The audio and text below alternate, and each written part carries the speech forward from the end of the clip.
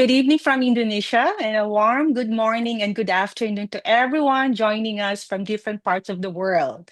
Warm greetings and welcome to the Global Alliance Education Training and Development Month 2026 Cap-Off webinar. As we bring this month-long global initiative to a close, we are not simply ending a series of activities.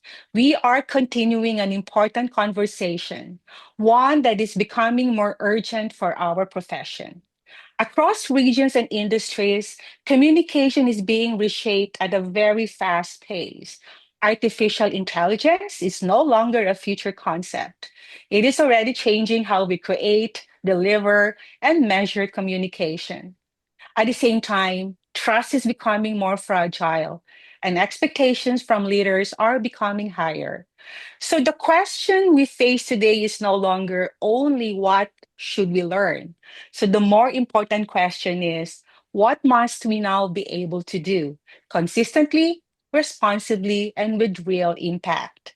So our session today, What Works Now, is designed to move beyond ideas into practice. And we are honored to bring together global leaders from academia, agency leadership, and public affairs who are helping shape how communication is practiced today. So, together, they will help us reflect on what capabilities truly matter now and how organizations are responding to AI and complexity, and how we can ensure that our profession remains relevant, credible, and trusted. So, this is not about keeping up with change. It is about leading through it with clarity, responsibility, and purpose. So now it's my pleasure to introduce our moderator. Ms. Ana Pista is the founder and CEO of Ardent Communications, CEO of the AI Center of Excellence, president of the Public Relations Society of the Philippines, and a board member of the Global Alliance for Public Relations and Communication Management. She is a highly respected leader in the region, recognized for advancing professional standards and capability development in public relations. An accredited in public relations practitioner, Anna has played an active role in regional initiatives, including the ASEAN Public Relations Network, contributing to stronger collaboration across Southeast Asia. Her leadership has been recognized by various industry bodies, including international recognition as a strategic communication leader, reflecting her influence in shaping the profession globally. She is widely acknowledged for championing future ready professionals, responsible practice, and continuous learning. Anna brings to this session not only strong industry leadership, but also a deep commitment to shaping a more ethical, capable, and forward looking communication profession. Anna, over to you. Thank you so much, G, for that long and wonderful introduction. Sometimes I myself take a while to write my profile as well. So thank you so much for that. Good evening from the Philippines, and good morning, good afternoon to everyone joining us from around the world. Welcome to What Works Now, Upskilling for AI-driven PR, responsible AI, and long-term trust. Just recently, we focus on the academe and the students. But today, we shift the lens to the practitioners. Those working in agencies, organizations, and governments, those of us in the trenches navigating a landscape that feels like it's shifting under our feet every single day. To set the stage, I'll frame our webinar in Gartner's 5 massive predictions for our industry leading into 2026 and beyond. According to Gartner, by 2027, PR and earned media budgets will double because AI tools are becoming the main way people search and form opinions. Now, by 2028, 75% of employees will rely on AI chatbots instead of traditional internal communications. By 2029, organizations will invest in narrative intelligence tools to detect misinformation and manage reputation faster. In the same year, internal comms will become hyper personalized by tracking digital footprints, ethically, of course, to give employees exactly what they need. And at the same time, spending on data and analytics will increase because proving impact is no longer optional. So, yes, these predictions are exciting, but they also raise a serious question. Because if AI is moving this fast, where are we today? We know that Gen Z is made up of digital natives. They are fast, adaptive, and AI comfortable. But the deep expertise of our profession, strategy, judgment, experience, that still sits with Gen X and millennials. So, how are we bridging the gap? I remember back in 2023, we were still explaining AI. The big fear then was, will AI replace my job? Some people even thought using AI was cheating. But today, that's no longer the conversation. Now, the conversation is about, are practitioners actually equipped to use AI? Are we fluent? Or are we still catching up with it? And this is where the conversation becomes even more interesting because AI is not just changing tools, it is changing the idea of work itself. We're now seeing a change from job titles to job personas. Previously, roles were fixed, defined by specific bullet pointed job descriptions. But today, AI is disaggregating our work since tasks can be automated. So instead of asking, what is your job title? Organizations are starting to ask, how do you create value? What combination of skills do you bring? How do you adapt across all functions? That is what we call personas. And in an AI driven world, this matters more than ever because personas require combining skills and applying critical thinking, and that is your edge. So now we ask, what works now? What does the modern communication professionals look like? What skills define them? And how do organizations now hire, train, and evaluate talent in this environment? And this is exactly where our panelists will help us unpack today. Each of them represent a key part of this transformation. Each of them represents from understanding where AI stands today, to how organizations are adapting, to how we manage risk and trust, to how we prove impact, and ultimately, to how we prepare future talent. Each speaker will have 5 to 8 minutes to share their insights. After that, we'll move into a discussion where we go deeper into these questions. And we encourage everyone to drop your questions in the chat. This is a deep dive into real world scenarios. We welcome candid insights and thoughtful discussions on the realities our profession is facing now. Because it's no longer about whether AI will replace you, it's about how you upskill with it. Without further ado, I'm so excited to introduce our first speaker, Dr. Karen Sutherland. To begin, Dr. Karen Sutherland is a senior lecturer in strategic communication at the University of the Sunshine Coast and a recognized expert in AI integration, digital strategy, and communication practice. She is the director of Dharana Digital and author of Artificial Intelligence for Strategic Communication, a globally adopted text used in over 20 countries.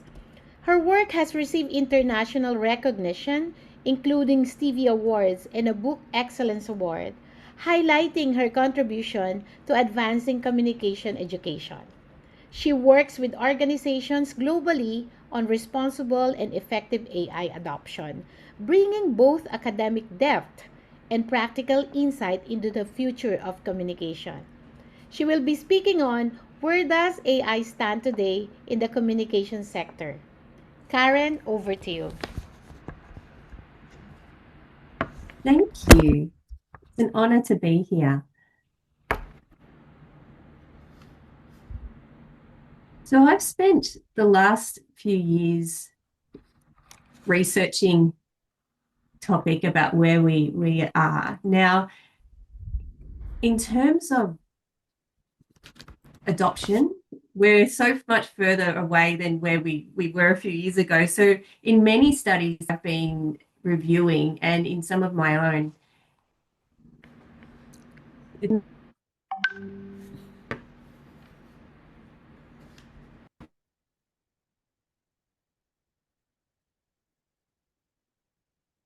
apologies, my Zoom keeps dropping out. Yes, so adoption rates are way higher than they were a couple of years ago, which is a good sign. However, uh, actual strategic integration is quite low. There's a lot of experimentation going on in agencies and in communication and PR teams.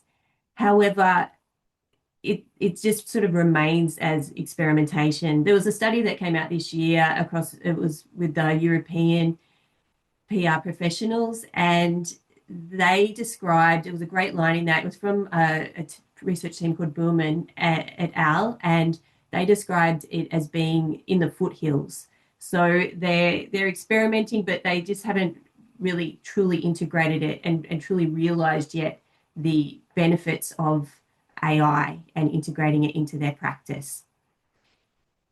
The way that people are using it, though, it's they're using it for a range of things. They're using it for brainstorming. They're using it to help them to write and refine, using it for audience research and media monitoring and reporting. But I think one of the biggest topics that AI is being used for now in the PR space is really around AI search and how we can increase visibility for clients and brands in AI search. And that has become more of a focus now. I'm currently researching for the next volume of my book, and in that I've been talking to agencies who are doing AI and integrating it really well.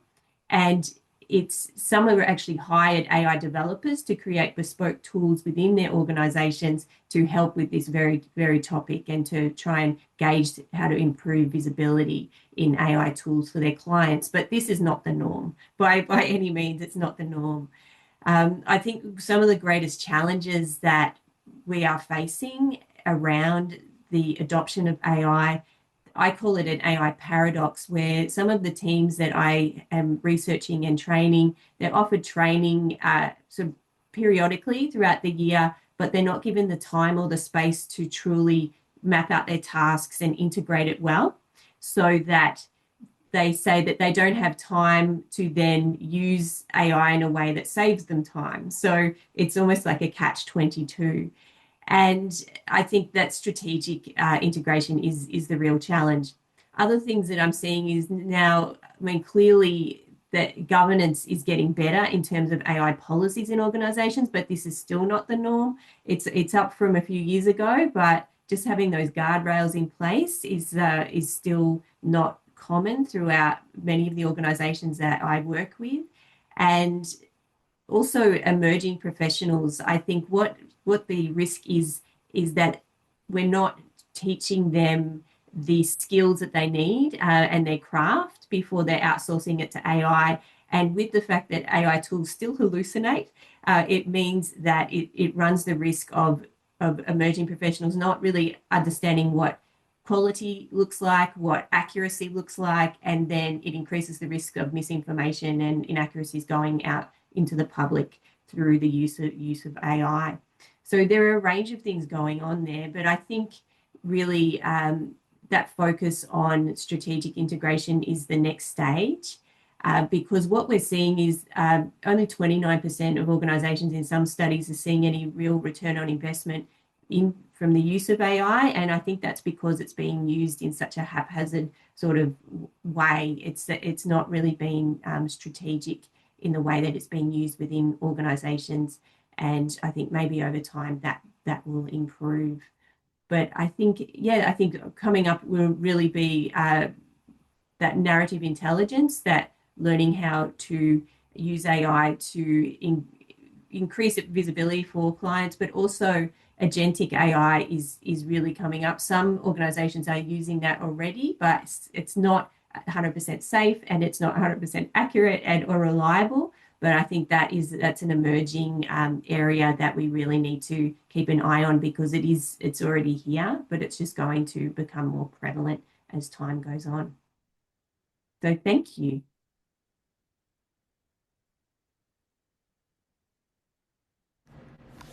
Thank you so much, Karen. That was very well um, stated to us. So, if that's where we are, okay, the adoption is that, you saying that adoption is not the question, but strategic integration is the challenge. So, if that's where we are, the next question becomes, how are organizations actually responding to this?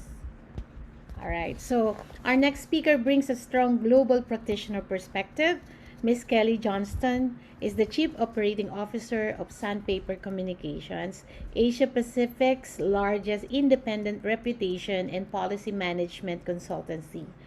She oversees operations across 14 markets and leads the firm's AI transformation program. So we're very privileged to have you here and hear very fresh insights from you.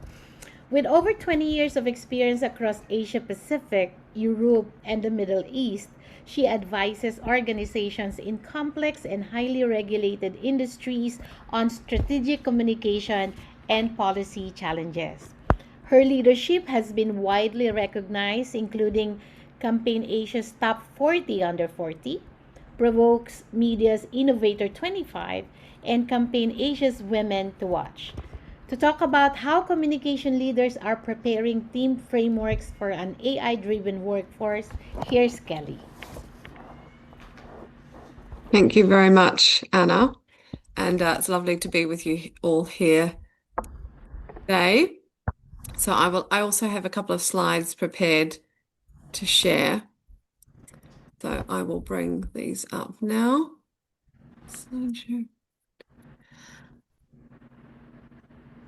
Okay, so firstly, I thought it might be helpful, being the only agency person on the team here today, to bring an insight into, or to give a bit of an overview of how we are approaching AI and tackling this as both an issue and challenge and an opportunity for our organization. And as Karen has mentioned, many agencies are approaching this many different ways. There's no one size fits all, and we're all very much trying to figure it out. So I don't want to come here today and present like Sandpiper has the answer, because we definitely don't. And I think anybody that tells you that they do in the agency land at the moment would not be completely truthful about that. So this is a diagram I put together specifically for this call to try and show you in as simpler way as I can what's going on for us. So firstly, AI first. This is easy to say, hard to do, but we are trying to move to a culture whereby we've provided the tools, we've provided the training to our people. We are leading the horses to water, so to speak, and trying to embed this culture of whatever task you get, whatever brief comes your way, whatever challenge you're faced with, think first about how AI may play a role in resolving this in a more efficient way, or a more effective way, or a more innovative way. So really, and that is quite hard to do, particularly for people who have been in the industry for decades, and we are very entrenched in the way that we do things, and getting us to change and to move the way that we do things is very difficult. So this is something we're working really hard to adopt. Then, of course, the human touch. So we have a lot of senior people in our business. And part of our proposition is senior advisory, and this human touch comes in two ways. One, it's when you're dealing with very high stakes, regulated communications.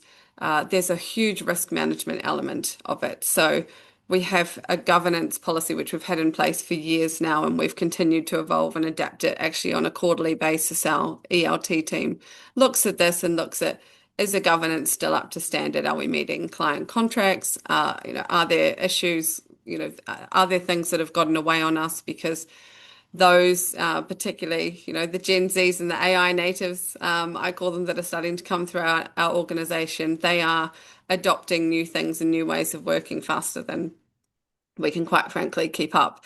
So having to make sure that those processes are in place, the policies are in place, so we can avoid any of the well-publicized issues that I'm sure we're all familiar with by now happening to us, because they could if we're not careful.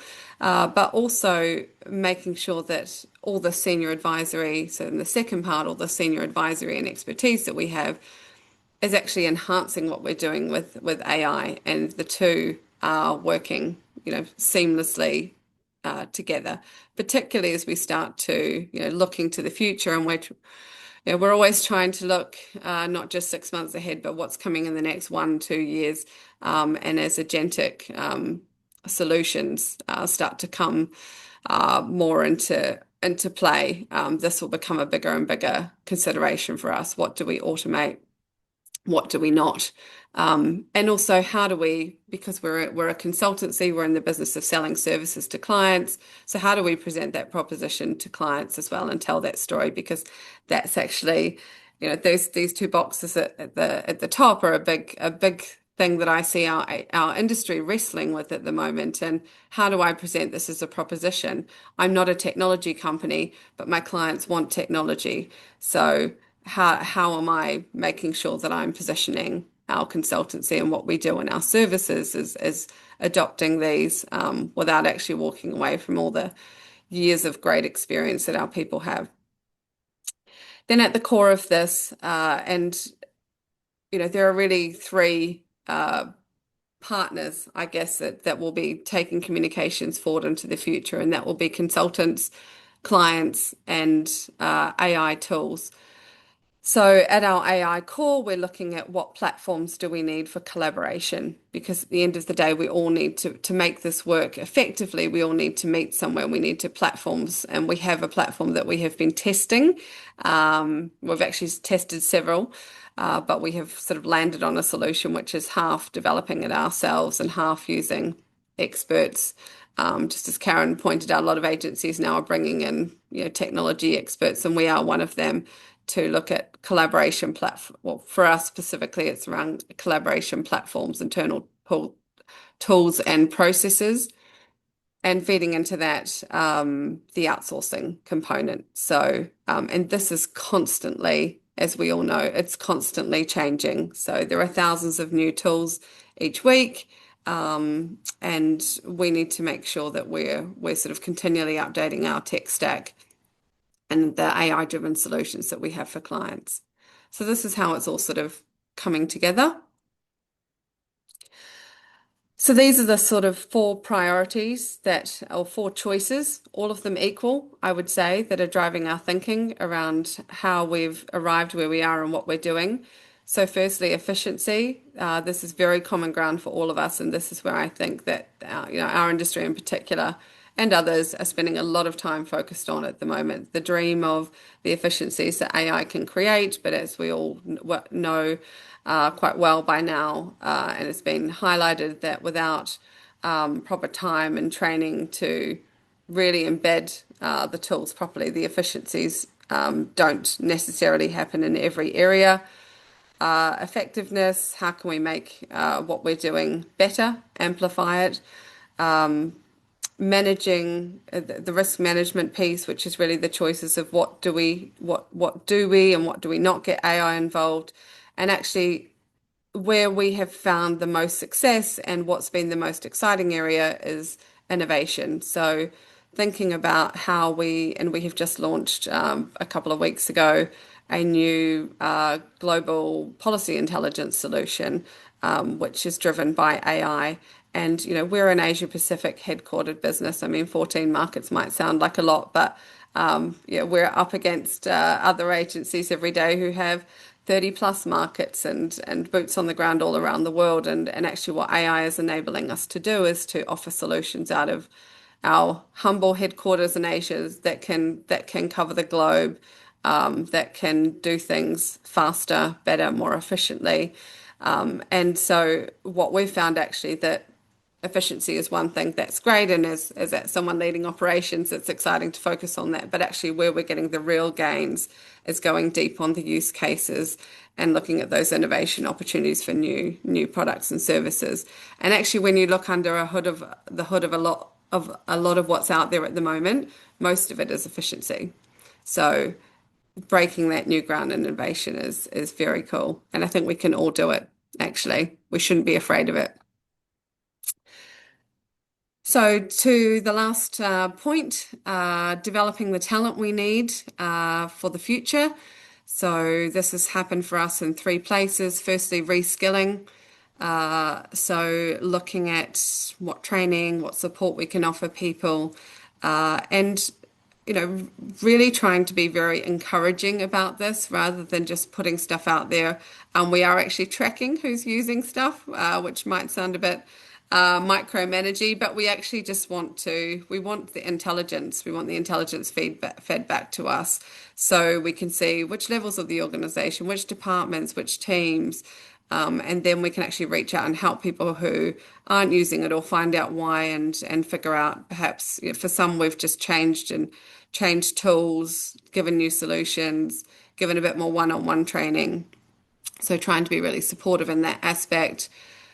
New talent. So again, we have really been purposeful about the fact that we are not a technology company. We work with lots of technology companies. It's one of our core sectors, and we don't think that we don't think that we should become one. So the talent that we've been looking at in terms of new talent has more been those talent who are in our industry or connected to our industry, but in terms of our talent checkboxes, digitally comfortable, AI interested, for want of a better word, and really excited about the possibilities of the new future. And finally, just as I mentioned at the start, this cultural shift. So this whole AI first movement of adopting, innovating with AI. That's it from me. Thank you so much, Kelly. That's very insightful. Actually, I was like thinking, this disruption is really making us think fast and come up with a solution or of changing the processes, because I call it really a disruption. As far back as when Windows 95 was introduced, I actually am in full circle, because that's when from typewriter you're gonna use the computer and the Internet of Things, and then keeps on evolving. And right now we're faced with AI, and this is another disruption. But personally, I also am from an independent agency like you, and that's exactly what we felt. The changes, we have to adapt quickly. That's why we have to see that we have to foresee what's going to happen and how to really bridge the gap, and it's happening so quickly. Thank you so much, Kelly. So, if teams are evolving this fast, what kind of expertise is actually needed to be taught just to keep up? Having mentioned this cultural, it speaks about culture, the changes, disruption, how to be efficient, and all that, all these things, heavy words. Our next speaker will share expertise about this. Dr. Alex Sevigny is a communication management scholar and expert in data-driven strategy, workflow, automation, and measurement and evaluation. Wow. His work focuses on helping organizations demonstrate credible, decision-ready impact through communication, moving beyond outputs to outcomes that leaders trust. With strong experience across both academic and professional contexts, he has been recognized for his contributions to communication education and mentorship, including recognition from the Canadian Public Relations Society. To share his insights on what PhD level professionals must learn to deliver results driven communication, Alex, over to you. Thank you so much, and I'm so happy to be here with everybody. It's the sun is starting to come out near Toronto, where I live here. It's an early morning, so with the sun brings the insight, hopefully. Anyways, we'll do our best. We're going. I'll share my deck here. Here we go. Yeah, here we go. So yeah, I'm Alex Sevigny. I just wanted to take a sec to ask everybody, you know what, feel free to connect with me on LinkedIn. I feel it's part of my mandate as a tenured professor to help the practitioner community. So you know what, I love to connect. And don't just follow, do connect with me. It's my pleasure. I want to learn from you as well. I want to follow your careers, see what you're doing, participate in your successes. So to everybody who's on the call, do feel free. And if you're interested in nature walks, vegan cooking, nature photography, camping, do consider following me on Instagram as well, or connecting me on Instagram. I'm a professor of communications management. I teach in an executive education program where we teach senior communications leaders. It's a sister program to our MBA at McMaster. And my background is a little unusual for a communications and marketing person. I come from a pretty quantitative background. Actually, my PhD was in this area. It was in natural language processing at the University of Toronto. So I would, people would always say, "Oh, what did you do? What did you study?" And I was like, "Oh, I studied linguistics and AI." And people would be like, "Oh, how quaint." And now suddenly it's become interesting to people and relevant. So I'm going to talk to you very briefly about what sort of where I see research going and what I think is a key thing to think about. And I really liked what Kelly and Dr. Sutherland were saying earlier when they talked about processes and they talked about efficiencies and whatnot. And having a new set of skills that are really invaluable and almost impossible to avoid. AI is here. It's a relational technology. It's a storytelling technology. It's not going away. People love it. It was the fastest adoption it was what I think ChatGPT reached 1 million users in 5 days or something like that. It's kind of amazing, right? So when I talk to people in corporate or agency or government or even a military or other contexts, which I do a lot of public speaking, people are always asking, okay, so how do I even get started? Because I use AI, it does not working for me. It's not speeding me up, it's not making me more efficient and so forth. And I've kind of distilled it down to these 4 pieces. So if you're going to roll AI out in your organization and you're thinking about it strategically, if you're thinking about it from a research-driven PhD perspective, okay, first is strategic ideation, right? So you've got to rethink your processes around the concept of AI, and this is something that researchers aren't thinking about right now. We're thinking about technology. This is a tool that gets inserted into existing processes, and that's actually the wrong way of thinking about this, right? When you have a transformative technology like AI, and that goes to the core of what you're actually doing, which in our case, it's storytelling, relationship building, relationship management, trust building at scale, and so forth. You have to actually rethink how you do business around the tech, right? There was a great paper from the Knight Institute, First Amendment Institute at Columbia University, where they talk about AI as a normal technology. And AI has actually had a slow rollout. And they draw an analogy to electricity, and that analogy is smart because it took factory floors about 40 years to restructure around electricity as the core driving principle. And so we don't have 40 years in comms to restructure because we'll just be automated out of existence if we do that, right? So we've got to restructure now around the tech. So you've got to think strategically, rethink your processes to align on organizational goals around AI. Next, test processes internally, right? Efficacy testing. This is a concept you get in pharma, you have in healthcare.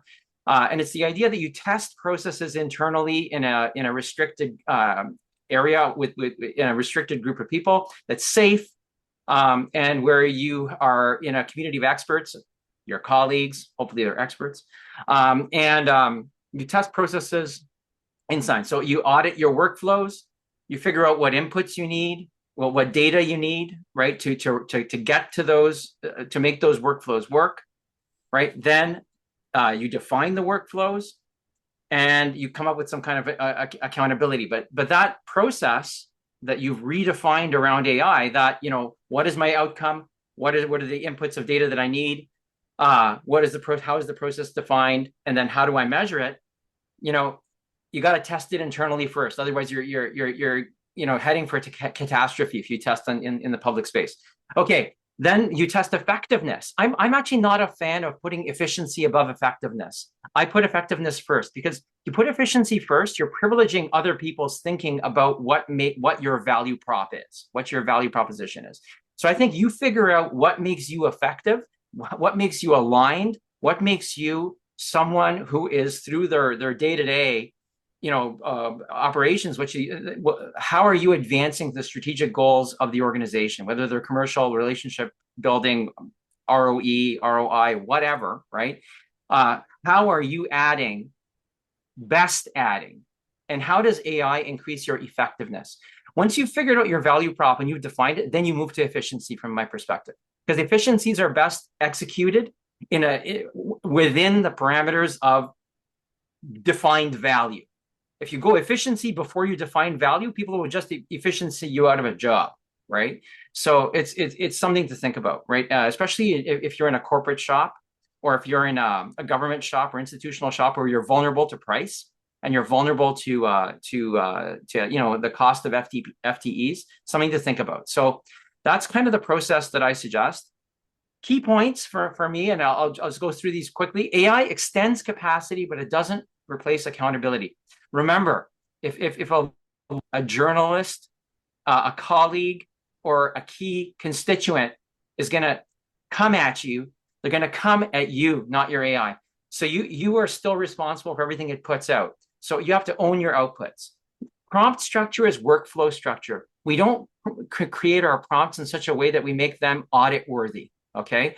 So your workflows should be captured in your controller prompts or your system prompts that are running AI in a project, a campaign, or whatever. You should have a master prompt that could be quite long, could be several hundred words long, that defines the project for the AI, role, goal, and so forth. Okay. And it should capture workflow, right? That's how you get the best out of these things. Use AI where verification is possible. Andrej Karpathy, a famous AI researcher, former head of AI at Tesla, he said, if you can define the process, you can probably automate it, but you probably shouldn't automate it using AI unless you can verify it, right? So verification is key, right? And you need to build verification into your processes. If you don't, you could be heading for trouble. Custom agents, we talked about them. They need boundaries. They have to be well defined. It's I've gone into organizations where people tell me, oh yeah, IT has been deploying agents, and then agents that control the agents, and nobody's actually talked about how the agents are operating within ethical, responsible or boundaries. Okay.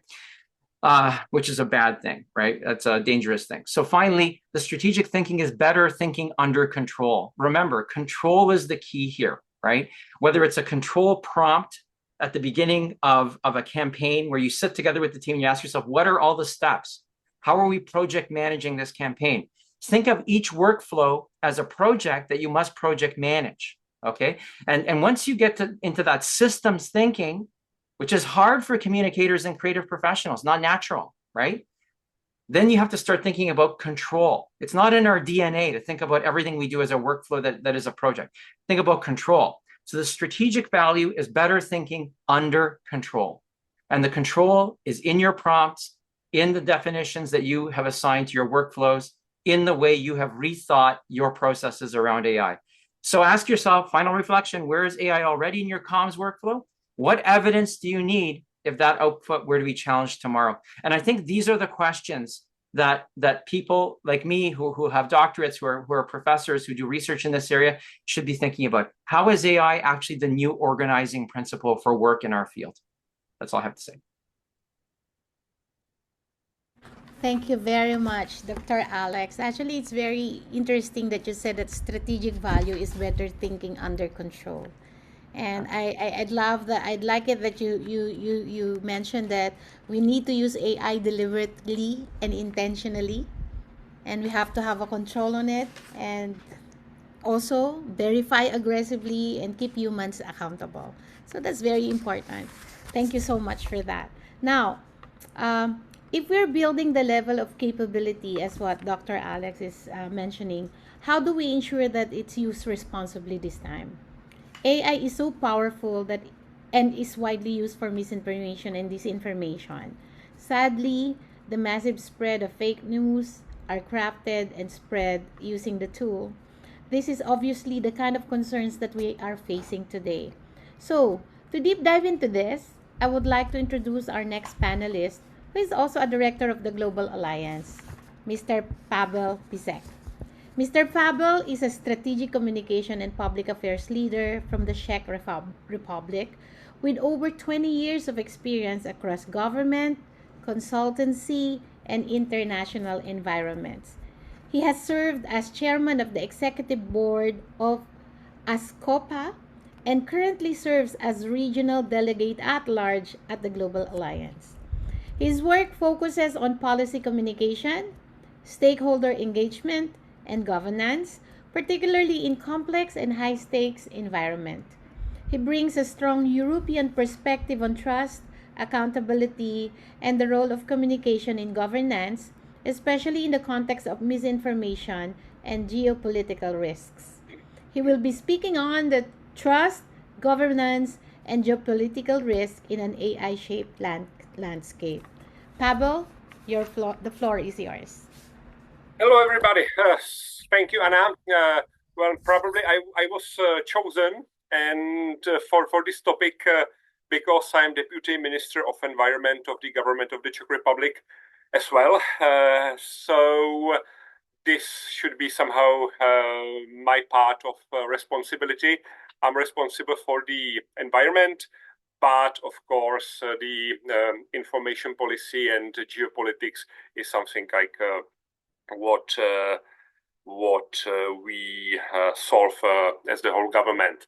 So, ladies and gentlemen, from my perspective, we are entering into a phase where artificial intelligence is not longer just a technical disruptor. It is a disruptor of trust disruptor. And the artificial intelligence is fundamentally reshaping the information environment because it's increasing the speed and scale and personalization of misinformation and influence operations. And in the European Union, because there was a demand on presenting how it works in the EU regarding let's say, fight with miscommunication and with AI's influence on mistrust. So in the EU, there was a very strong response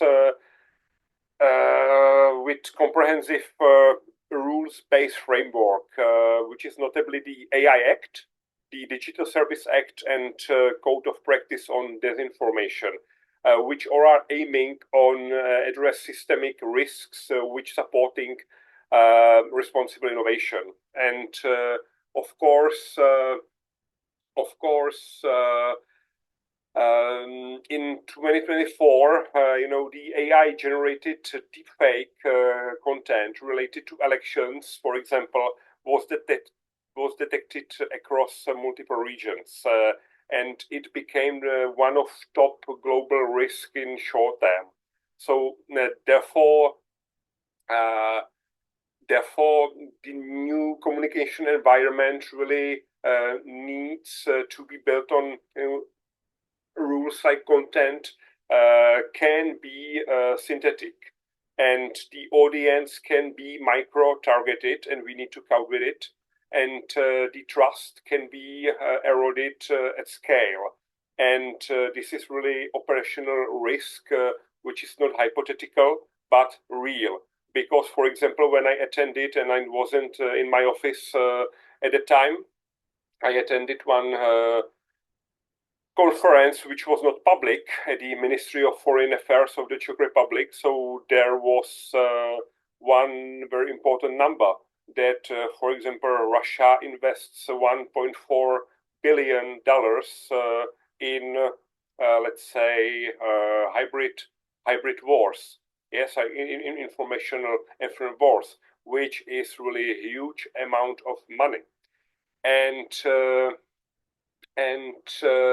so the regulations, which I should mention, is really that EU AI Act, which was adopted in 2024, and this is first comprehensive AI law in the world, and it can also lead to punishment of companies which are not compliant with it up to 35 million euro or 7% of global turnover of companies. And this AI law is quite a huge act, but what is like the core of it is that it bans the misuse of manipulative techniques, for example, or to misuse the fragility of specific groups, or social scoring, or prediction of criminal behavior, or face detection, and biometric identification, from in real time from some other place. So this is something what is now banned in the European Union, and it can be used only under specific circumstances by state, but definitely not by companies.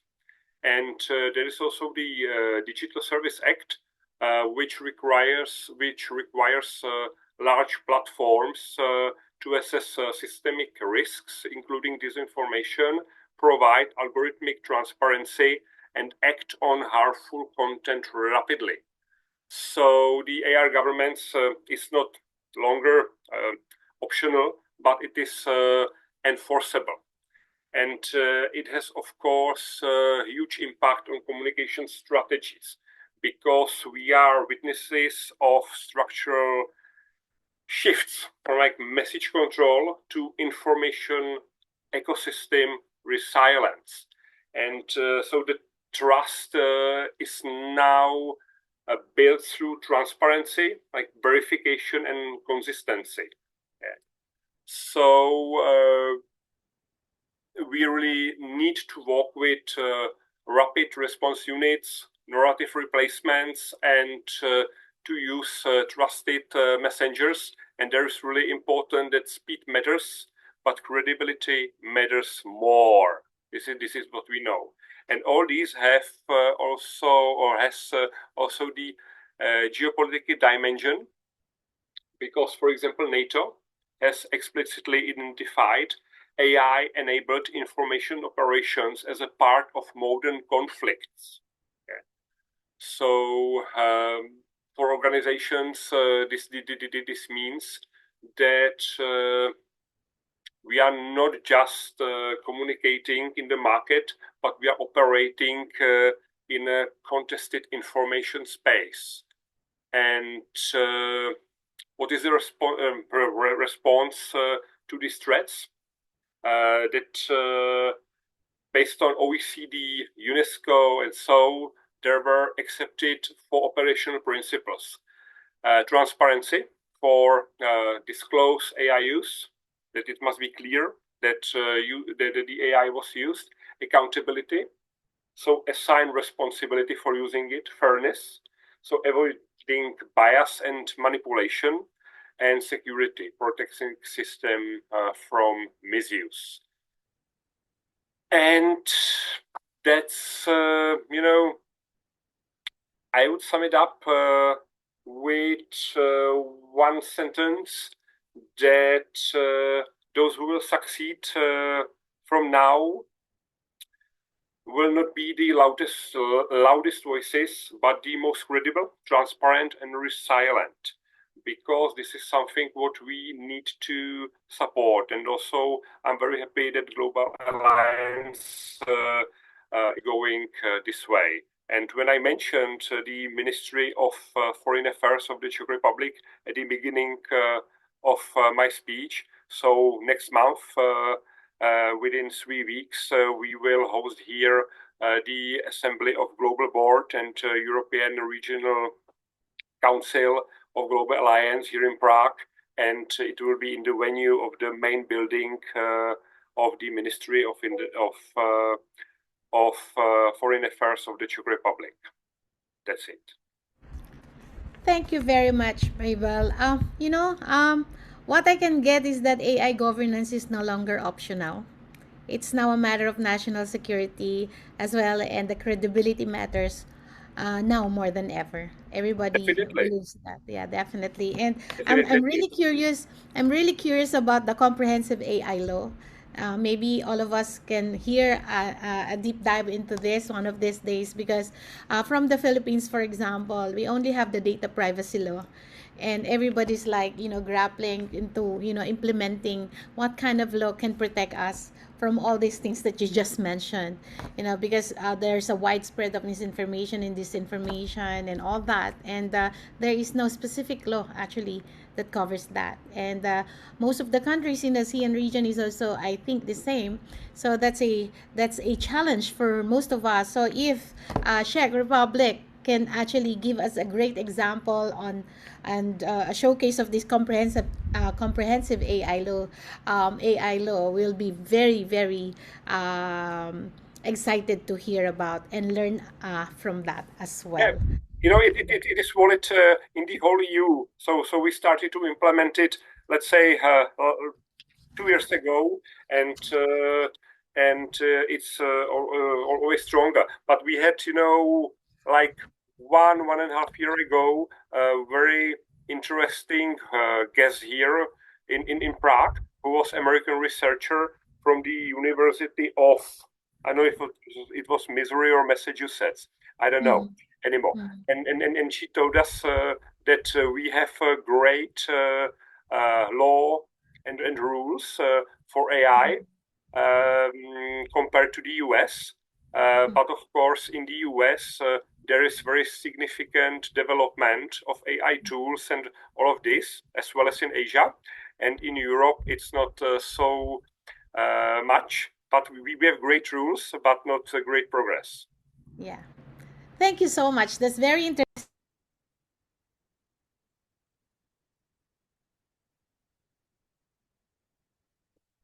We don't hear you Anna, properly. You're on You're mute. muted.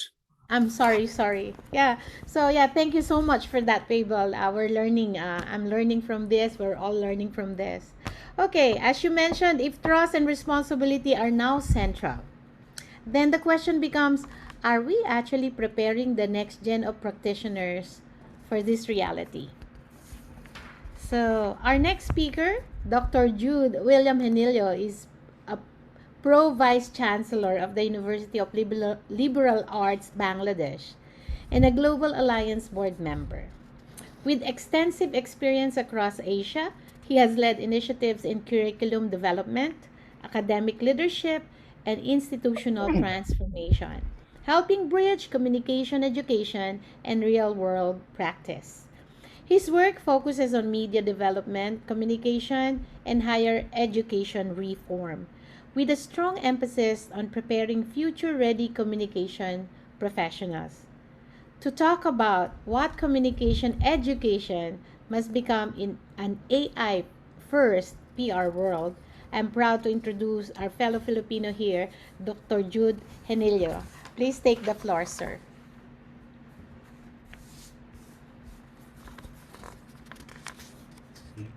Okay.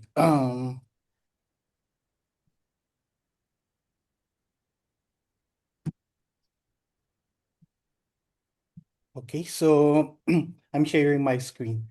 So good day to everyone. Let me begin with a simple observation. The biggest challenge in preparing students for an AI-driven PR world is not technology. It is trust. Many of us in communication education are still unsure. We worry that if students rely too much on AI, they may lose their inquisitiveness, their motivation, and even their ability to think critically. We ask ourselves, if AI produces the output, What exactly has the student learned? And perhaps more importantly, who did the thinking? The debate is not new. It reminds us of an earlier moment in education when calculators entered the classroom. At that time, educators feared that students would stop learning how to solve problems. But over time, we realized that calculators did not replace thinking, they changed what kind of thinking mattered. So we are now at the same turning point with AI. In an AI first PR world, communication education must evolve from teaching students what to produce to teaching them how to think with tools, how to question outputs, and how to act responsibly in complex, fast moving environments. But before we can redesign curricula, we must address the trust gap across the entire education ecosystem. Governments must clearly articulate the skills required in an AI driven workforce. Accreditation bodies must explicitly integrate AI competencies into standards and evaluation frameworks. Industry practitioners must move beyond general statements and demonstrate through real cases the skills they expect from graduates. Because the reality is this: educators do not operate in isolation. When these sectors align, educators will follow. Organizations like the Global Alliance for Public Relations and Communication Management play an important role in creating this dialogue. But dialogue alone is not enough. We need structures that make collaboration continuous, practical, and outcome driven. So, what does it look like? First, we need to co-create, we need a co-created living curricula where academics and practitioners jointly design courses based on real AI use cases, updated regularly, not every 5 years. Second, we need two-way residences, bringing industry professionals into classrooms as teaching partners and sending educators into industry to experience how AI is actually used in PR practice. Third, we should establish shared AI sandboxes, safe, transparent environments where students, faculty, and practitioners experiment together, making visible what is human thinking and what is AI assisted. Fourth, we must rethink assessment. Instead of focusing only on outputs, we should evaluate the process, prompt design, critical reflection, and the ability to defend decisions. This is how we ensure that students are not outsourcing their thinking, but enhancing it.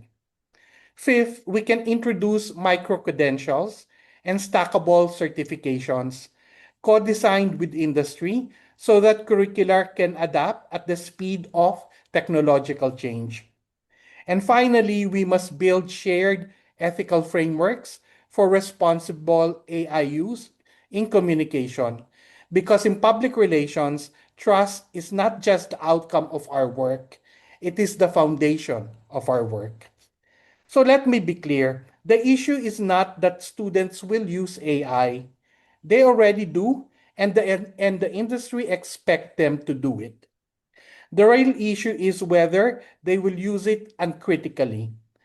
And that is where communication education must step in. Our role is no longer to restrict tools, but to make them use visibly, thoughtful, and with accountability. Our role is to ensure that behind every AI assisted output is a human who can question, interpret, and take responsibility. So, what must communication education become in an AI first PR world? It must become more collaborative, more adaptive, more transparent, and above all, more committed to developing not just skilled practitioners, but trustworthy communicators. Because in the end, AI may help us generate content, but it is humans who generate trust. Thank you very much. Thank you so much. Indeed, trust is the key word here. So, at this point, well, I think there's one takeaway that I remember, when Dr. Judith, talking about, and that's when you really said it's important, especially when you mentioned how calculators, like every new technology, did not replace a thing. Rather, this new tech changed what kind of thinking mattered. So I think it's really, really important to expound on that and get into that. So now, at this point, we've heard perspectives across the full spectrum, from AI adoption to organizational response to expertise, governance, and education. So now, I'd like to open the floor where we all unpack some of these ideas further. Just to give everybody an idea, we have 260 a while ago and now 242 attendees listening to us. So thank you to all who've taken their time to participate right now this evening. This is really a full-packed conversation. Thank you so much for attending. Now, I'll be directing a few questions to our panelists, but at the same time, we'd like to hear from all our audiences. In fact, at this point, there are 13 questions already from the participants. So please keep on sending your question. Now, my first question is from Lu Maid Ayudwi Kayani. I hope I pronounce your name right. This question is for Dr. Savigny. To Dr. Savigny, thank you for your presentation. I really appreciate how you connected AI principles to communication practice. You mentioned that prompt structure is workflow structure. I'm curious, how can students or young professionals start practicing prompt design in a way that not only guides AI effectively, but also reflects the same discipline, accountability, and clarity expected in real communication workflows? In other words, how do we make sure our use of AI strengthens our communication habits rather than making us dependent on shortcuts?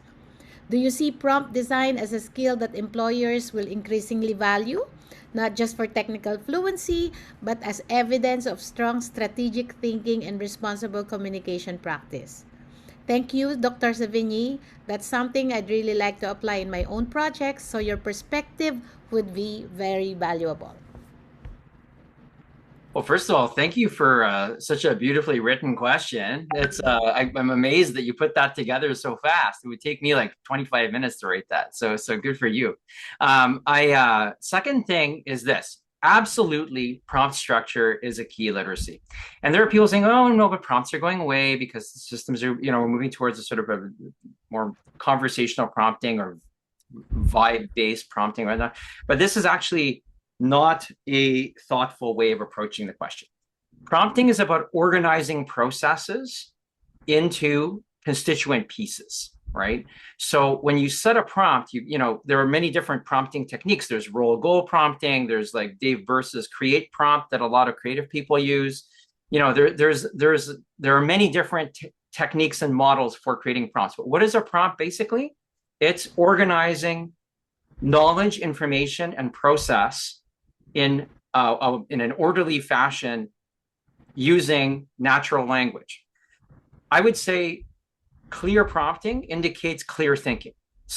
But level 2 of that is actually moving beyond prompting in natural language and actually exploring prompting in a more structured format like JSON, right? JSON or JSON-LD, right? And what you can do there is you're actually making your prompts even more specific than they were in even the most carefully crafted English or whatever language you're operating in. My first language is actually French. No matter how carefully used natural language, there will be ambiguity, right? The more ambiguity you can remove, the better the AI will respond. The more specified you can make your prompt. and the more detailed. So if you can move to a more structured prompting, a more specified prompting that doesn't even look like English so much, it looks more like markup language, right? You're going to get better results. So I think it is absolutely a key skill that's necessary. How do you do it? I have two suggestions, right? One suggestion is map out your processes. Even as a student, when you're using AI, document things like an engineer. I always tell my students, you folks, you're the engineers of the humanities, right?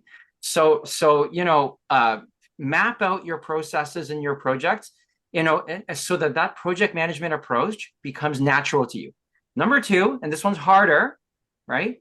Start using a tool like Olama or LM Studio, right, on your computer. Even if you have a humble laptop or humble computer, you don't have to have a fancy workstation. I've just built a really fancy workstation. You don't need that, right? And then start working with LLMs locally on your own rig, on your own box, right? You're going to think, oh my gosh, Alex, no, please. But actually, it's fun. It's the ultimate video game, right? And you'll start to gain a really in-depth understanding of how these systems work. Thank you so much, Dr. Alex. How about Dr. Karen? I think you can tell us something about this as well. Absolutely. Well, I mean, prompting is a form of communication. And so we need to know, I mean, if you think about the AI as an audience and then instructing the audience or writing a brief, it's the same, it's the same principle really, isn't it? So it's learning how to write your instructions and your workflow in a way that is going to make sense to the audience, which is the AI tool, to get the best out of it. And then also learning how to do that sort of iterative prompting as well, like, because clearly usually you don't get the best thing out of it the first time that you do it, so it's going back and forth. And I like to sort of compare it to like any creative process. If you were working with someone, where it's very rare when you're developing something with someone else that you get the result straight away, but you go back and forth. But with the prompting, I think also, which is really important, which Dr. Alex has also mentioned, is about data, and it's about context is just as important as the prompt. And so making sure that you have examples or you have something as a comparison, so that the AI can then actually get you really close to what you want, so you're not having to do so much back and forth in that process as well. So I say to my students, when you're using AI, particularly generative AI, there's three parts to the process. There's the preparation. That's when you bring all your documents together and you map things out, like Dr. Alex said, and draft your prompt. And then it's the going back and forth. There's the production process, and then there's the post-production process, the fact-checking, verification, and the editing, and then making sure it's actually going to fit the communication channel where it's actually going to go in the end. So yeah, and of course humans are involved in all of those different steps in the process. Thank you very much, Karen. There's a follow-up question for Karen. You describe an AI paradox where people don't have time to integrate AI, even though AI is meant to save time. Who is responsible for breaking that cycle? Leadership or individual practitioners? Well, it's a very good question. I think it depends on the organization, but because at the moment I'm as I said, I'm researching organizations that are doing it really well, and the ones that are actually have given people space to integrate, and AI has become a topic of conversation where people they have time each week to sort of improve. And I did an interview today with a guy in the US, and he has a session every week called Prompt and Tell, like show and tell. And so it's just a Zoom session that he's there for an hour, and people just drop in and say, I'm doing this. And it's just really casual, and people share what they're doing. And just so people are learning in that way as well and trying things out. But I think it's hard when people are just, I mean, everyone has so many deadlines to meet, and often there's just not that time. So I guess it's trying to rework things so there is that space So then people can start to see the benefits, and because it's a transition, and it's when you're first setting it up and using these tools, it takes a little bit of time to really find your feet and work out your processes. And then after that, you start to see the benefits of it. But it's just going through that transition period and being allowed that space and time to do that.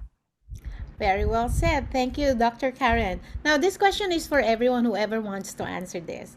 If young professionals outsource thinking too early to AI, what specific craft skills are most at risk of being lost in PR?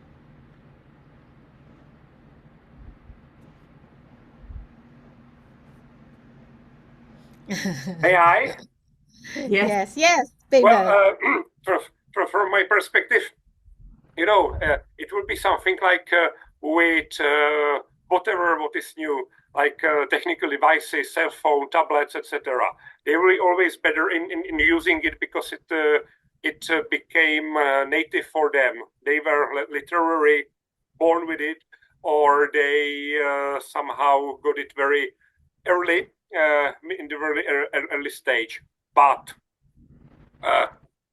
something is machine learning, something is usage of some extract of the mess of information, but the experience how to distinguish important from not so important, and what is on the relations and emotions level, it is something what is not transferable. So this is what they need to get from their let's say older, not in terms of age, but in terms of experience, peers.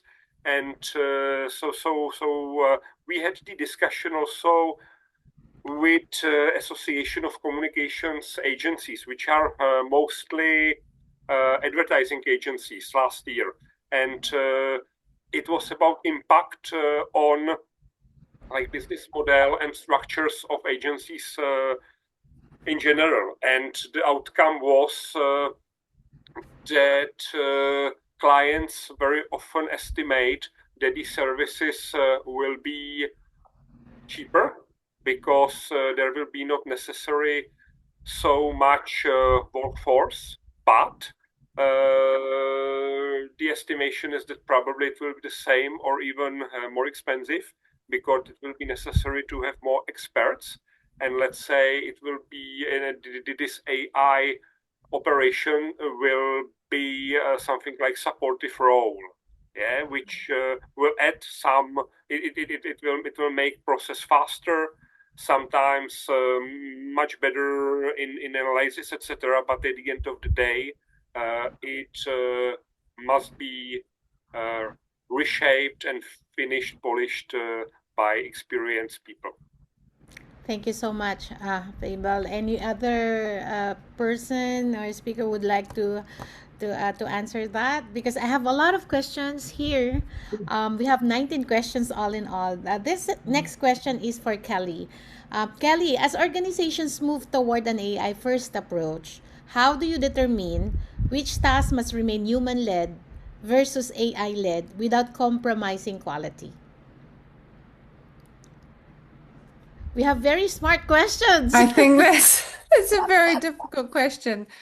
I Yeah. think, look, at this moment in time, you would say that anything that requires, in-depth critical thinking or creativity should remain. I mean, all the studies you see, that is everything that should remain human-led for the current time, and everything that's more analytical, administrative is better off AI-led. But this is moving so fast. Who knows what it will look like in 6 months, 1 year, 5 years? Oh my gosh, that's just terrifying to even think about it.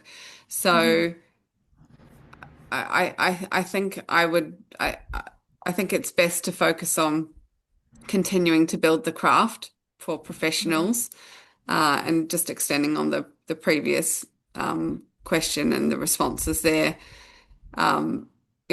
Figuring out your flow with AI, because it is communications is it's such a the work we do is so grey, and every single leader does it differently, every single team does it differently. So finding out what works for you in terms of and now and how that evolves and how you continue that evolve that with your craft and AI. It's going to be very individual, but they both have to come together. Yeah. Another question is based on your presentation. If efficiency is the easiest win, but innovation is where real value emerges, why do most organizations still gravitate toward efficiency over invention? I think efficiency is obvious and it's dominated conversations to this point, but it's not actually, I would debate, it's not actually easy to implement because there's a lot of change required and that takes time. So where we've had efficiency projects going on in our organization, it's really actually probably taken about 6 to 12 months to actually start.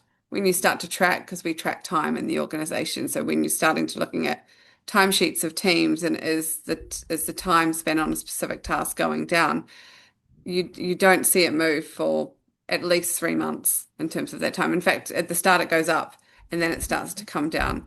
But innovation is breaking new ground, it's new possibilities, it's being able to do new things. So yes, that is where the value is. If you're looking at it from that perspective, and that's where I personally think that more time should be focused and more conversation should be focused in our industry. That's great. That's great to hear. So let's entertain a question from Indonesia, from Agnes Maria Nathaniel. My name is Agnes. I want to ask, in an AI first PR environment where website use cookie consent banners, tools that ask users to allow data tracking, but often design them with more prominent accept options to influence decisions. How should communication education prepare future practitioners to balance persuasive effectiveness with ethical responsibility and genuine user consent? I think this is an actual experience. Anyone? Actually, I just ran a study on this on Mm-hmm. in the sports world where we did a content analysis of 30 sports leagues and professional sports teams and others. We haven't published it. We're still working through the analysis. But we're studying disclosures and we're comparing privacy disclosures to AI disclosures in the sports management world. And it's really interesting the difference. I mean, I'm obviously we haven't completed the analysis, so I'm not 100% confident to give you results yet. But there's definitely a big gap, right? And my question and what I've found is that the gap matches regulation, right? So in like in the US, it's mostly state-led regulation versus federal. So states that have regulation, like California, um, you'll see AI disclosure, proactive AI disclosure, right? Whereas in places where in jurisdictions where there isn't any explicit request for disclosure, not yet, right? So I think a proactive best practice to get ahead of this is to start thinking about what AI disclosures are going to look like, right, for your organizations, especially if you're operating across international jurisdictions, right? So what I would do is look at the place that has the strictest. So a lot of people do with GDPR and whatnot, right? You look at the place that has the strictest regulations, and you know, if you have an unsophisticated website that doesn't match per user origin, then I would just match the strictest rules, right? If your website is a little bit more sophisticated, then you can obviously cater to jurisdiction, right? Depending on, unless people are using VPNs, so it's complicated. But the fact is that it's driven by jurisdiction is what we're finding in this study. Yeah. So yeah, I mean, that's how I would answer. Not exactly an answer to what you wanted, Agnes Maria, there, but Yeah, it's a very difficult question actually, where everybody's like still figuring out, you know, how to really, concretize an action or a solution or a resolve on this one. So it's really we have very intelligent questions right now, very hard to answer in the, we have to really deep dive into the questions, right? Now, for Dr. Jude, this question is yours. From an educator's perspective, has the communication sector progressed as quickly in AI governance and ethical maturity as it has in tool adoption, or is there still a significant gap? Because when we talk about AI governance, we just don't look at the government sector. We have to look at the industry and also the academe that feeds into governance. Uh, well, what we know here in Bangladesh, the government is very, very slow in terms of adopting to new technologies and making governance. So, in fact, even OTT platforms, we don't have laws about that. Even broadcasting, there were just laws a few years ago, and television has been invented a long time ago. Even with film.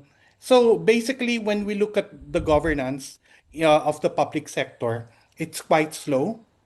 But when we look at industry, we see that it is more proactive.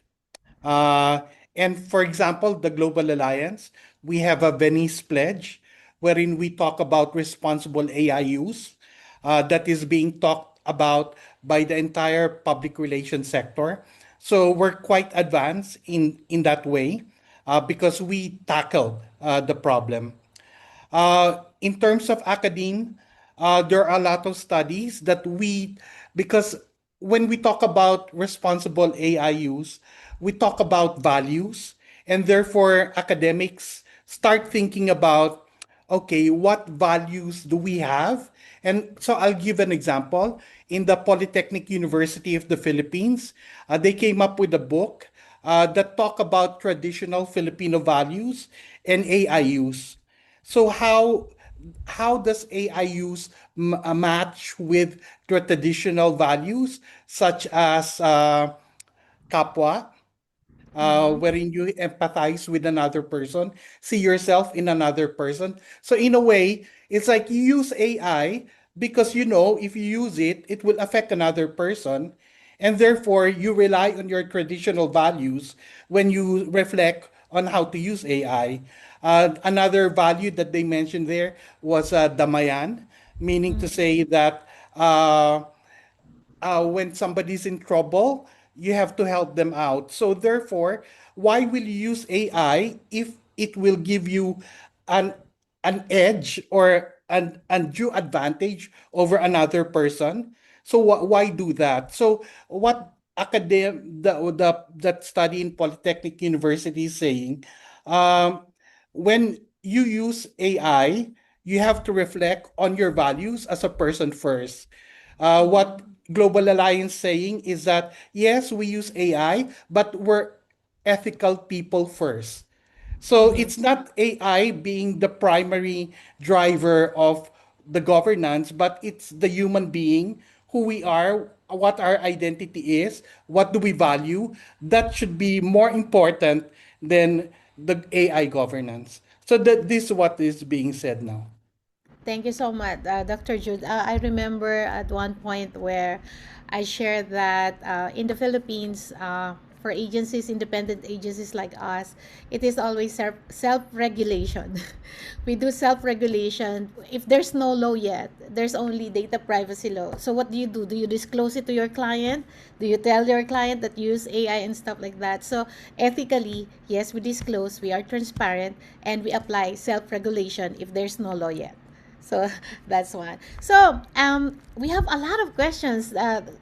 Good evening from Indonesia, and thank you for the insightful explanations from all the speakers. I really appreciate it.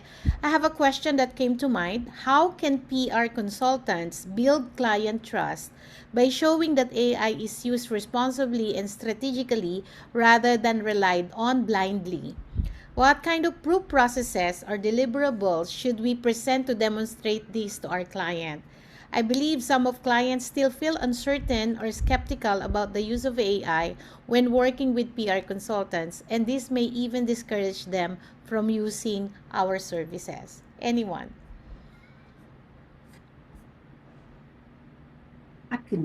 Kelly. Yeah. Well, look, I would have to say from my experience that most clients now expect that we're using AI Mm. as just, at a base level. So the period where we saw questions and concerns and wanting disclosures was really, from my perspective anyway, 1 to 2 years ago.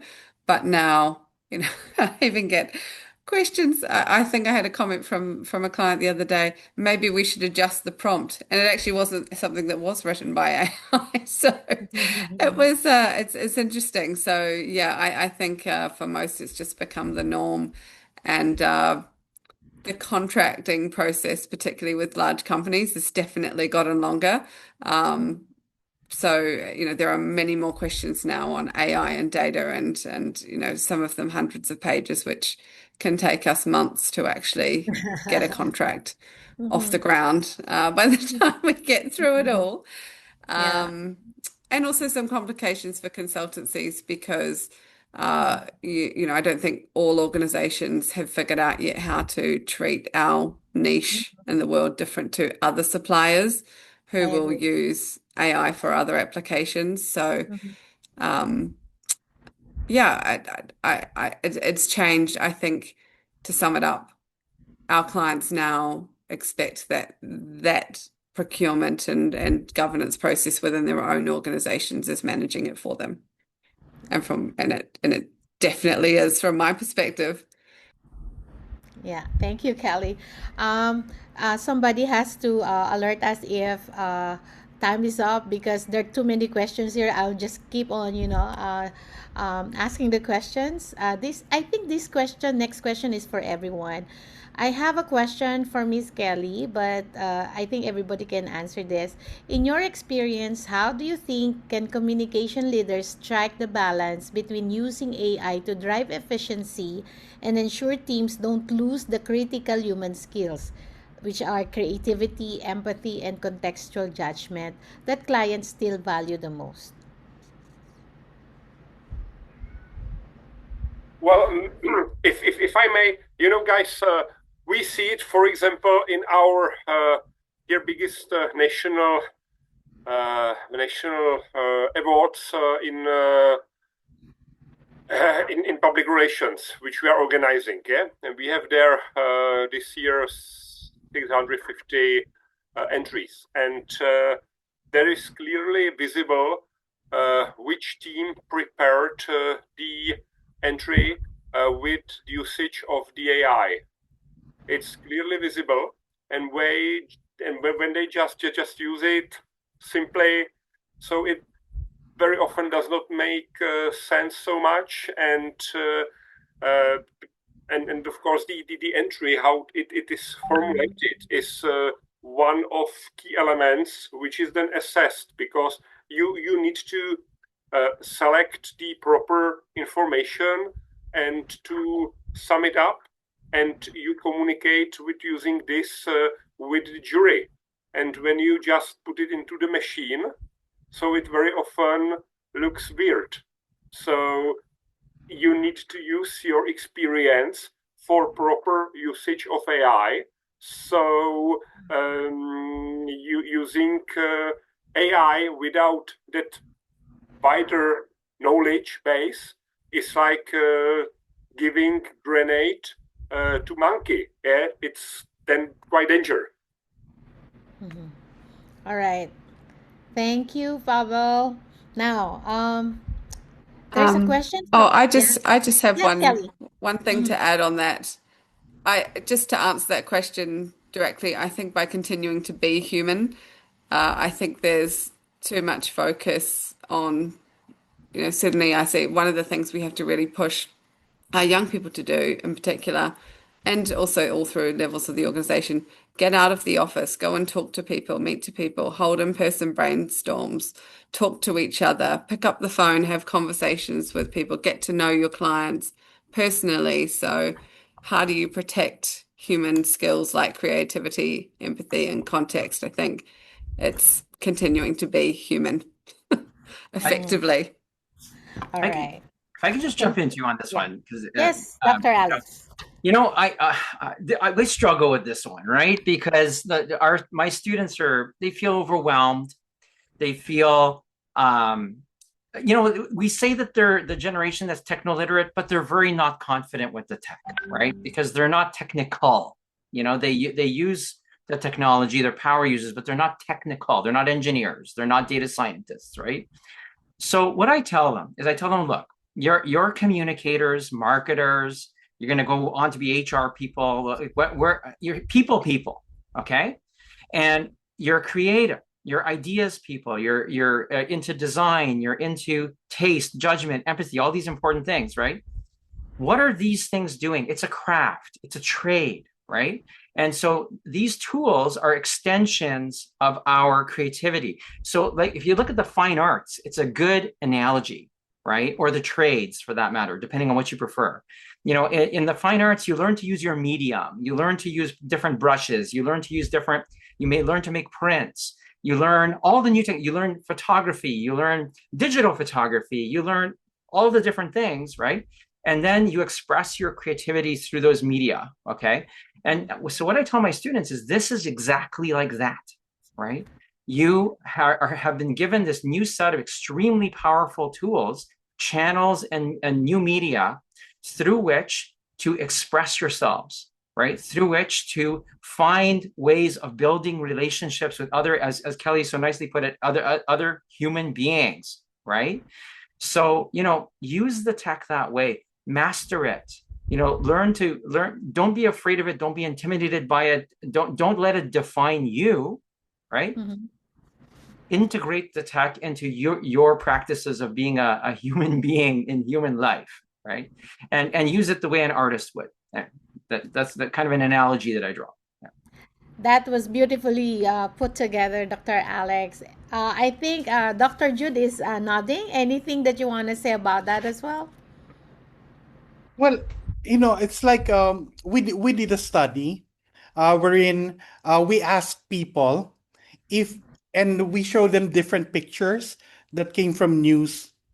And some pictures were AI generated and some were really done by photographer.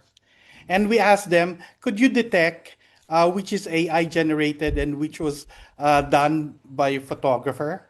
And it shows that people are not really that good in detecting which is AI and which is not.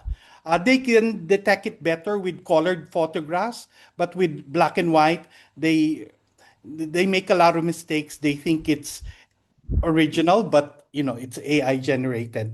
But the one, but okay, so people are not that good in seeing what is AI done or and what is the photography done. But what is interesting about the study is that once a person sees something or believes something is AI generated, they do not find the news credible anymore.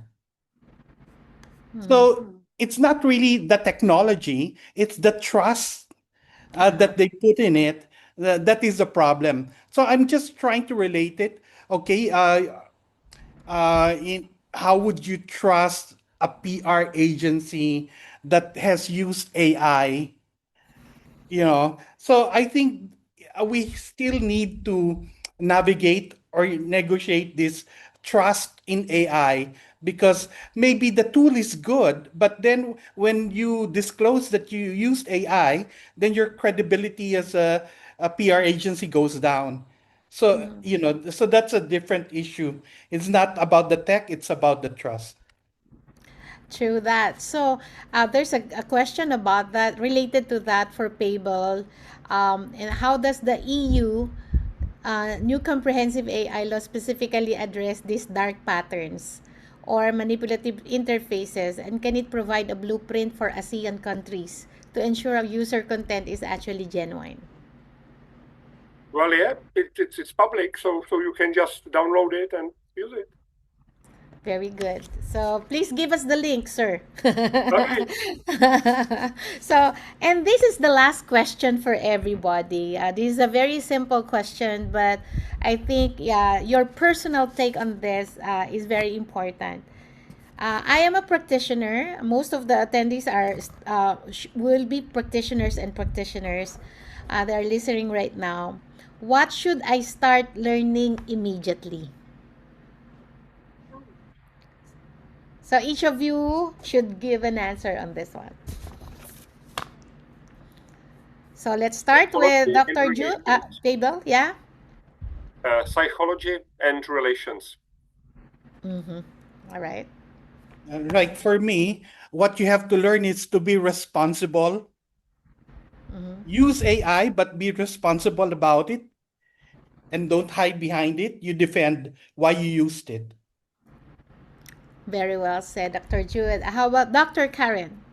I think you need to learn what it can't do. So you Oh, need to learn great. its limitations.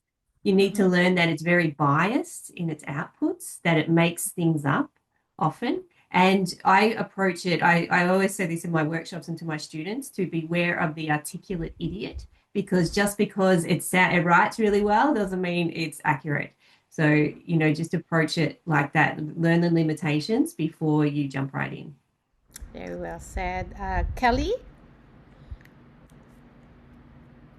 I think being adaptable, because change is going to be continuous. And so I think it's more about mindset and attitude and setting your own mindset up for that in the future as whatever level you are in comms, your identity as a comms professional will shift and change in the Mm-hmm. future. Being ready for that. 100% agree on you with you on that. Dr. Alex. I love that articulate idiot thing. That was good. Yeah, good. Mm-hmm. I might steal that one. you know, with attribution. But Mm-hmm. I think you got to practice with this stuff. You got to do homebrew AI, right? That's why I was saying, like, start playing with models on your own computer. Start playing with scripts, build agents, do stuff. Don't just talk about it. Don't just think about it. Don't freak yourself out. Like, don't think too much. Just do it. Like what Nike says, right? So it's like I think honestly, practice makes perfect with this stuff. It's technical stuff. And secondly, like, I know I've said this 3 times, but go to that next level and start playing with your own LLMs on your own computer. Yeah. Mm-hmm. Very well said, Dr. Alex. So, there are too many questions still, but I think we have to wrap it up. Dr. Karen highlights the gap between high AI adoption and weak strategic integration in PR.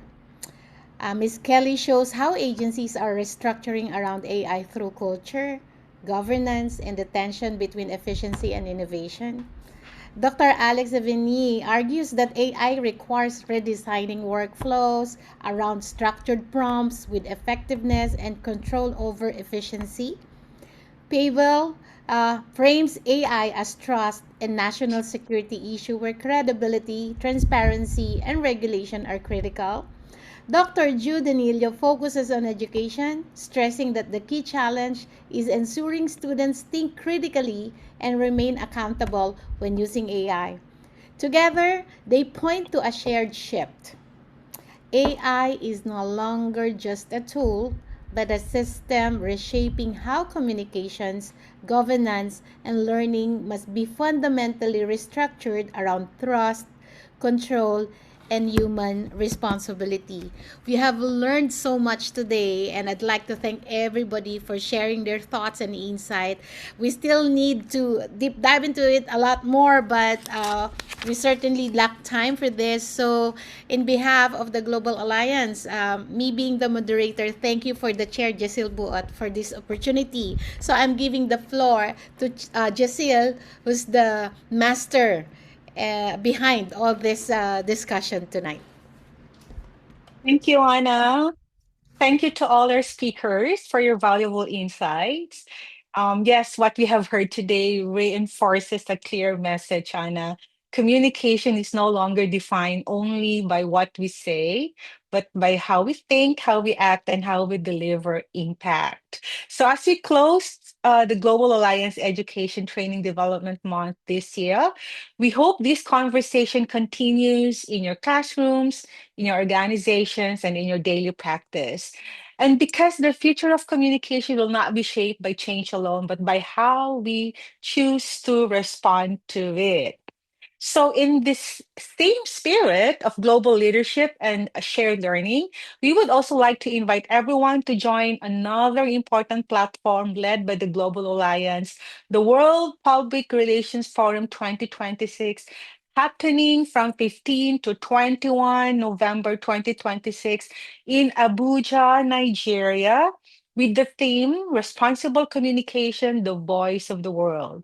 WPRF 2026 will bring together global leaders, practitioners, educators, and communication professionals to exchange ideas, build connections, and help shape the future direction of responsible communication worldwide. So we warmly encourage you to join us in Abuja and be part of this important global conversation.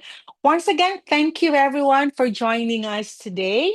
We wish you a wonderful morning, afternoon, or evening, wherever you are. And we look forward to seeing you again next April 2027 for another meaningful Global Alliance Education Training and Development Month. Until then, let us continue learning, sharing, and strengthening our profession together. And please follow our LinkedIn and our website. We will be posting the YouTube link and also make available the speakers' key takeaways and also their PowerPoint presentation. So once again, thank you so much.